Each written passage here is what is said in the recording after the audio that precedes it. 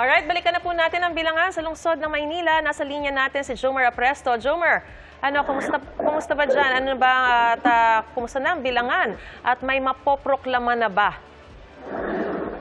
Yes, Marie, Susan, Sandra, sa ngayon ay tuluyan ng inihinto ang pagbibilang ng boto dito sa Maynila. Yan ay matapos mag-recess ang City Board of Canvassers ng Maynila. Ayon sa chairperson nito na si Atty. Jericho Jimenez, mayroon pang 48 USB ang kinakailangan nilang manual upload. Pero 4% o mahigit 50% na lang yan ng kabuuang 1,585 na polling precinct sa lungsod. Itutuloy daw ito mamayang alas 2 ng hapon. Dumating din dito si Isko Moreno na nakakuha na ng higit sa 500,000 votes.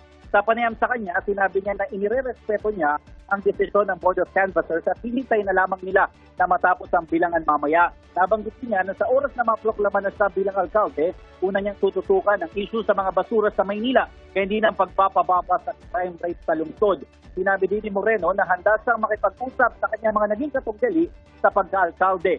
Hinikayat niya rin ang mga Manileño na magkaisa na dahil tapos na ang botohan. At ang binabanggit nga dito, lamang at nangunguna din sa pagka-vice alkalde ang kanyang katandem na si C. Atienza na mayroon ding mahigit sa 500,000 votes. At yan muna ang pinakahuling balita mula rito sa Maynila. Ako po si Jomer Apresto ng GMA Integrated News, dapat totoo sa eleksyon 2025. Jomer, nabanggit ba bakit alas 2 pa ng hapon magre-resume yung kanilang isasagawa dyan na canvassing? Oo, medyo limitado yung binigay sa ating sagot ni Atty. Jericho Jimenez, yung chairperson ng Board of Canvassers dito. Pero ang binabanggit niya, yung 48 kasi na USB, i-retrieve pa nila at ima-manual upload ito isa-isa. Kung titignan nga yung mga datos dito, Maris, ang actual voters kasi dito ay nasa higit 1.1 million. Pero ang pumapasok pa lang na datos ay nasa mahigit 900,000.